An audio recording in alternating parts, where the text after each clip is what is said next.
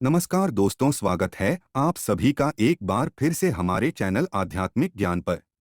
दोस्तों, विश्व के संपूर्ण रूप देवी से ही प्रकट हैं। अखिल विश्व ही देवीमय है। ऐसे मां आदि शक्ति की उपासना का पावन पर्व चैत्र नवरात्रि इस महीने की 17 तारीख तक यानी 17 अप्रैल 2024 तक मनाया जाएगा। हिंदू धर्म में चैत्र नवरात्रि का विशेष महत्व माना जाता है। ऐसा इसलिए क्योंकि इसी दिन से हिंदू नव वर्ष यानी कि नव संवत्सर की भी शुरुआत होती है। होली के बाद चैत्र नवरात्रि का प्रारंभ होता है और इस दौरान मां दुर्गा की आराधना की जाती है। चैत्र नवरात्रि को बड़ी नवरात्रि भी कहते हैं। देवी तुलजा भवानी बड़ी माता मानी जाती है तो चामुंडा माता छोटी माता जाती हैं। बड़ी नवरात्रि को बसंत नवरात्रि और छोटी नवरात्रि को शारदीय नवरात्रि कहते हैं। दोनों के बीच 6 महीने की दूरी है। नवरात्र का मतलब है 9 विशेष रात्रियां एल। इस समय शक्ति के नव रूपों की उपासना की जाती है क्योंकि रात्रि शब्द सिद्धि का प्रतीक माना जाता है एल। इन 9 दिनों में मां के 9 रूपों की विधि विधान से पूजा अर्चना करने से विशेष फलों की प्राप्ति होती है। मां जगदम्बे को प्रसन्न करने के लिए भक्त इन 9 दिनों में उपवास रखते हैं और विधि विधान से पूजा करते हैं। मां के विविध रूप भक्तों के लिए उत्पन्न परिस्थिति में करुणा के प्रतीक ही है। मान्यता है कि नवरात्रि में मां दुर्गा की सच्चे मन से आराधना की जाए तो जातक की सभी मनोकामनाएं पूरी होती हैं। हिंदू धर्म ग्रंथों में नवरात्रि व्रत रखने के कई लाभ और महत्व के बारे में बताया गया है। धार्मिक और वैज्ञानिक दृष्टिकोण से व्रत रखना मनुष्य के लिए बहुत फायदेमंद होता है। मां दुर्गा को सुख संपत्ति और धन की देवी माना जाता है। एल नवरात्रि व्रत की महिमा शास्त्रों में भी वर्णित है। नवरात्रि का व्रत रखने से माता रानी प्रसन्न होती हैं और अपने भक्तों को सुख समृद्धि का वरदान देती हैं।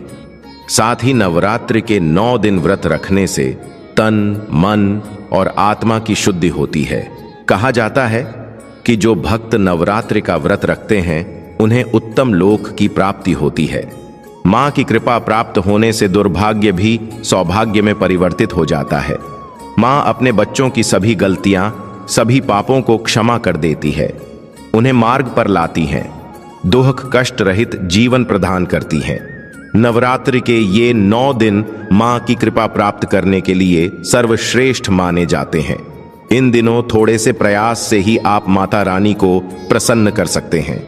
आज के इस वीडियो में हम मां की कृपा प्राप्त करने का एक बहुत ही सरल और प्रभावशाली उपाय बताने वाले हैं।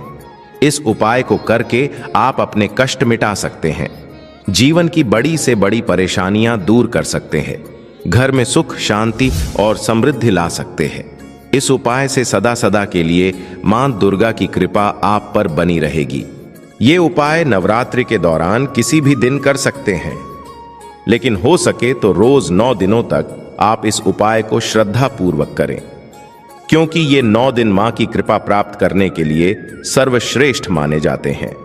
इन दिनों में विशेष लाभ मिल सकते हैं।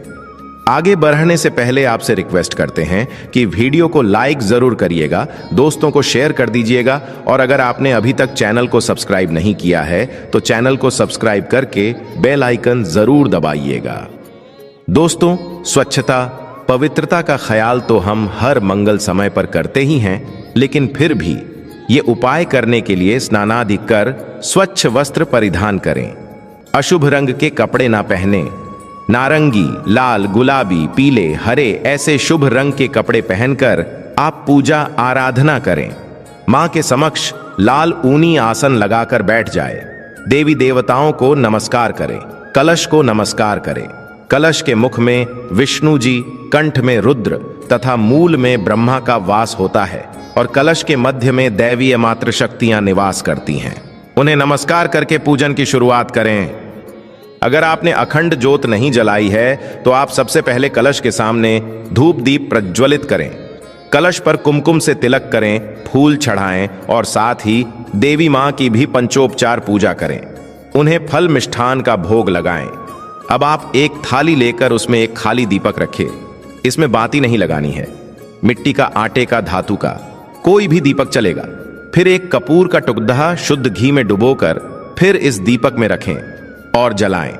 इसके बाद आप 2 साबुत लौंग यानी अखंड और फूल वाली लौंग लें। लौंग को भी घी में डुबोकर फिर उसे जलते हुए कपूर पर रख दें और फिर इस कपूर और लौंग की जलती हुई लौ से आप मां के 9 रूपों की आरती उतारें। आरती उतारते समय मां का नाम स्मरण करें। सबसे पहले जय मां शैलपुत्री कहते हुए मां शैलपुत्री की 2 बार आरती उतारें। फिर आप जय मां ब्रह्मचारिणी कहते हुए मां ब्रह्मचारिणी की 2 बार आरती उतारें और ऐसे ही आप जय मां चंद्रघंटा 2 बार मां चंद्रघंटा की आरती उतारें। इसी प्रकार 2 बार मां कुष्मांडा की, 2 बार मां स्कंद माता की, 2 बार मां कात्यायनी की, 2 बार मां कालरात्रि की, 2 बार मां महागौरी की और 2 बार मां सिद्धिदात्री की आरती उतारें। आरती के बाद आप उस थाली को देवी मां के सामने रख दें। अब आप मां के नवार्ण मंत्र का एक माला जाप करें। मंत्र है ओम ऐं ह्रीं क्लीं चामुंडाय विच्चय। इससे मां दुर्गा की 9 शक्तियां जागृत हो जाती हैं। मंत्र जाप के पश्चात देवी मां को नमस्कार करके अपने कष्ट समस्याओं का लेखा जोखा मां के सामने रखें। उन्हें अपनी हर परेशानी बताएं, उन समस्याओं के निराकरण की विनती करें और सदैव कृपा बनाए रखने का आशीर्वाद मांगकर प्रार्थना करें। मनोकामना की पूर्ति के लिए प्रार्थना करें। दोस्तों, नवरात्रि में इस तरह देवी मां का पूजन करने से मां की असीम कृपा प्राप्त हो जाती है। पूजन और व्रत का पूर्ण फल प्राप्त होता है। सुख, समृद्धि, आरोग्य, यश की प्राप्ति होती है। नवरात्रि के 9 दिनों में किसी भी दिन किसी भी समय आप ये उपाय कर सकते हैं, लेकिन ये 9 विशेष सिद्धिदायक रात्रियों का पर्व है। इसलिए इस उपाय को शाम के बाद करने से विशेष शुभता मिलती है, पुण्य फलों में वृद्धि होती है। नवरात्रि में अगर आप कलश स्थापना नहीं कर पाए हैं या किसी कारण व्रत भी धारण नहीं कर पाए हैं, तो ये आसान सा उपाय करके आप दुर्गा मां की कृपा पा सकते हैं। हर नवरात्रि पर यह उपाय करने से सदा सदा के लिए देवी मां की कृपा बनी रहती है और जिन पर देवी मां की कृपा होती है उनका दुर्भाग्य भी सौभाग्य में बदल जाता है। दोस्तों, इस उपाय पूजा आराधना के साथ ही नवरात्रि में जरूरी है। कन्या पूजन। शास्त्रों के अनुसार 2 वर्ष की कन्या के पूजन से दुख दरिद्रता दूर हो जाती है। 3 वर्ष की कन्या के पूजन से धन धान्य की कमी नहीं होती, परिवार में संपन्नता आती है। 4 वर्ष की कन्या की पूजा से परिवार का कल्याण होता है। 5 वर्ष की कन्या को पूजने से निरोग जीवन मिलता है।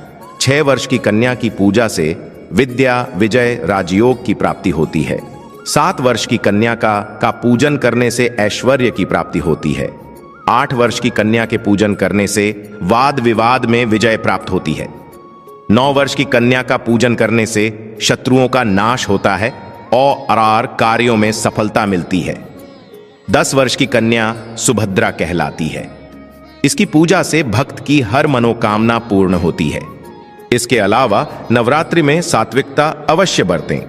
आप व्रत पूजा करें या ना करें, लेकिन मांस, मदिरा, लहसुन, प्याज इत्यादि से दूर रहें, क्लेश कलह से दूर रहें, ब्रह्मचर्य का पालन करें, बुरी आदतों को त्याग दें। साथ ही आप नवरात्रों में कन्या पूजन करें या ना करें, लेकिन आपको ऐसा संकल्प इन नवरात्रि में अवश्य लेना चाहिए कि आप समाज की कन्याओं और महिलाओं को हमेशा आदर भाव देंगे। शायद इस चैत्र नवरात्रि में माता को यही सबसे बड़ी भेंट हो सकती है। आज के लिए बस इतना ही। दोस्तों, अगर माता रानी को सच्चे हृदय से चाहते हैं तो कमेंट में जय माता दी अवश्य लिख दें। दोस्तों, अगर आपको यह जानकारी पसंद आया है तो वीडियो को लाइक करिएगा, दोस्तों को शेयर जरूर करिएगा और चैनल को सब्सक्राइब करके बेल आइकन जरूर दबाइएगा। आपका दिन शुभ हो।